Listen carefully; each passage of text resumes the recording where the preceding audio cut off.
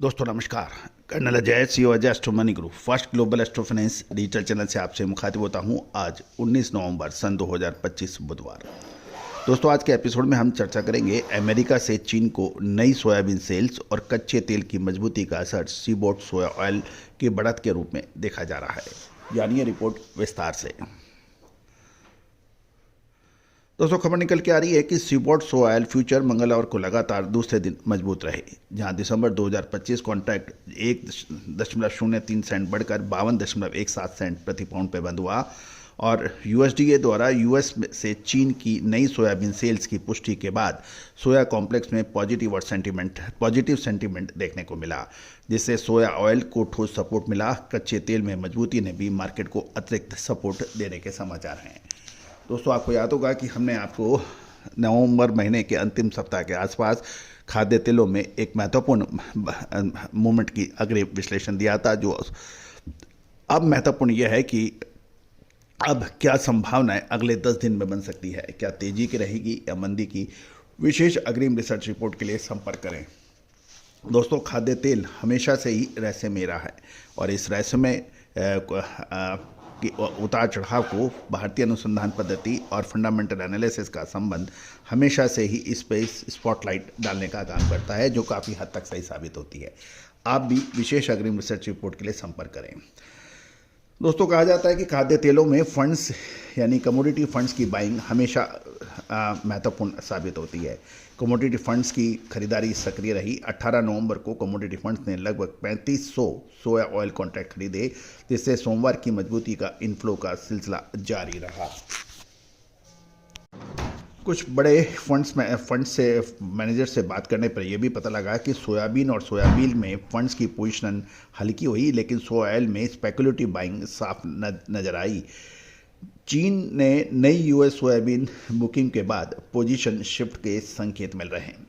गौरतलब है कि अमेरिका और चीन के बीच चल रहे गतिरोध को काफ़ी हद तक दोनों राष्ट्रों के राष्ट्रपतियों के बीच एक सम्मानजनक नतीजे पे पहुंचने से सोयाबीन के ऊपर असर पड़ रहा है। दूसरी ओर भारत से भी मक्का और सोयाबीन के ऊपर कुछ यूएस और भारत के बीच कुछ समझौते की बात चल रही है, जिसका अपडेट हमने आपको अपने दूसरे शो में दिया है। कच्चे तेल में रिकवरी ने भी रैली को मजबूती दी। दिसंबर WTI क्रूड 1.39% बढ़कर $60.83 पर बंद हुआ। शुरुआत में सॉफ्ट ADP डेटा और कमजोर इक्विटी मार्केट के कारण दबाव देखा गया था, लेकिन सेशन के बाद यूरोपियन यूनियन के शीर्ष राजनयिक द्वारा रूस पर कड़े एनर्जी प्रतिबंधों को संभावना जताने से क्रूड में मजबूती लौट गई, जिसका सकारात्मक असर वेज ऑयल मार्केट पर देखने को मिला। दक्षिण अमेरिका सोया ऑयल कीमतों में भी तेजी देखने को मिली। अर्जेंटीना का दिसंबर FOB बढ़कर $1135 प्रति मैट्रिक टन और ब्राजील का जनवरी FOB $1131 प्रति मैट्रिक टन के आसपास देखने को मिला। फ्यूचर्स की तेज बढ़त के मुकाबले फिजिकल मार्केट एडजस्ट नहीं कर पा रहा है, बेसिस कमजोर हैं। अर्जेंटीना का दिसंबर बेसिस 70 से 100 और मार्च का 450 से 540 पर आ गया है।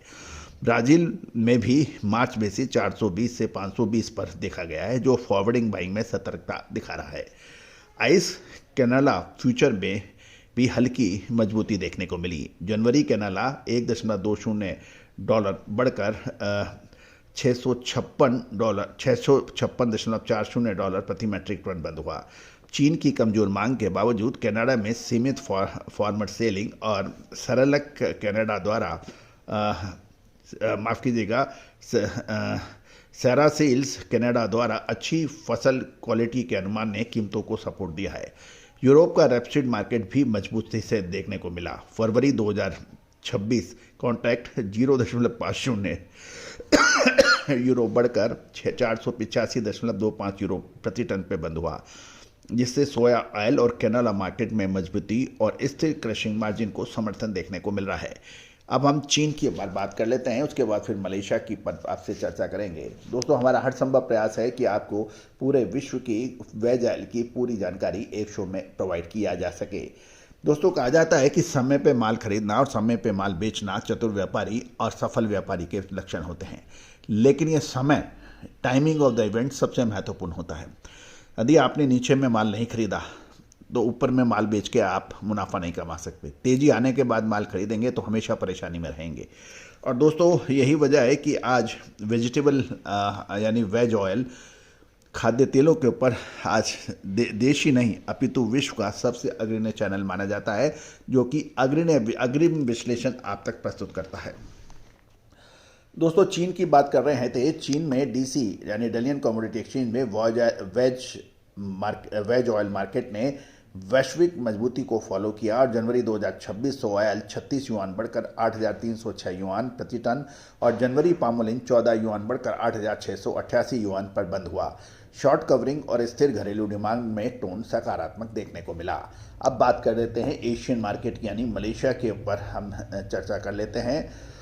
मलेशिया पाम ऑयल फ्यूचर हल्की बढ़त के साथ बंद हुए। फरवरी कॉन्ट्रैक्ट 6 रिंगिट बढ़कर 4151 रिंगिट पर बंद हुआ, जो 4108 से 4172 की रेंज में ट्रेड हुआ।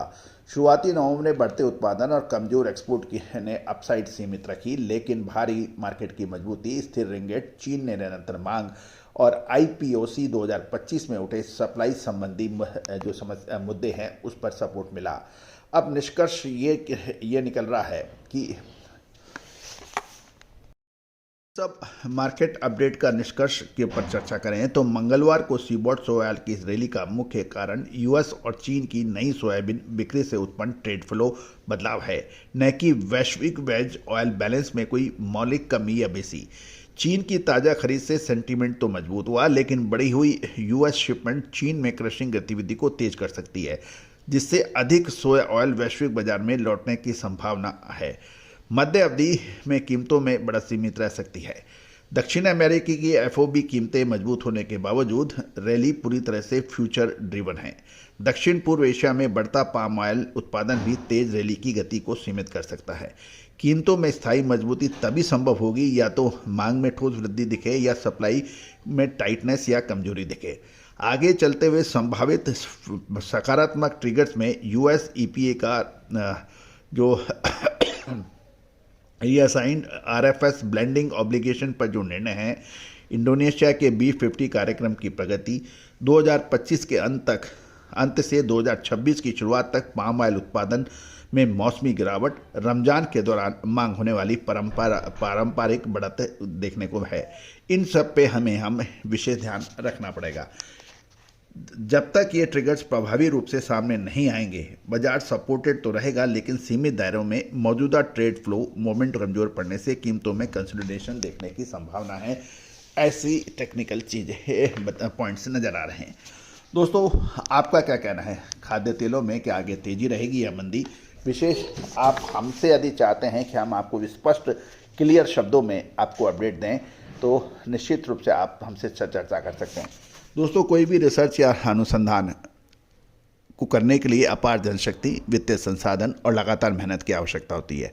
इसमें हमें आपकी सहयोग की आवश्यकता है। भारत को पुनः विश्व गुरु का दर्जा दिलाने, खाद्य तेलों के अंदर अपनी सर्वोत्तम स्पष्ट नीतियां बनाने, इसमें अपार जनशक्ति और वित्तीय संसाधन है। आप सहयोग राशि अदा कर इसमें भागीदारी बन सकते हैं और विशेष अग्रिम रिसर्च रिपोर्ट का आनंद उठा सकते हैं। आज ही संपर्क करें। All the very best, good luck, happy trading. Sonakshi की रसोई में आज की स्पेशल गेस्ट है मौसमी चैटर्जी जी। ये जी नहीं, मौसमी आंटी। ओके आंटी मौसमी, तो आज आप क्या बनाएंगी? मैं क्यों बनाऊं? मैं तो गेस्ट हूँ, आप बनाओ, हम खाएंगे। एक्टिंग में तो हिट हो, अब खाना बनाओ सुपर हिट। ठाट से बनाऊंगी खाना, है ना द बेस्ट एवरीडे मसाला। आओ बनाते हैं मसालेदार छोले। छोले हर रोज के करी में एवरीडे मसाले, शाही बिरयानी में स्वाद का जायका, पटल पोस्तो और शोषे इलिश भापा।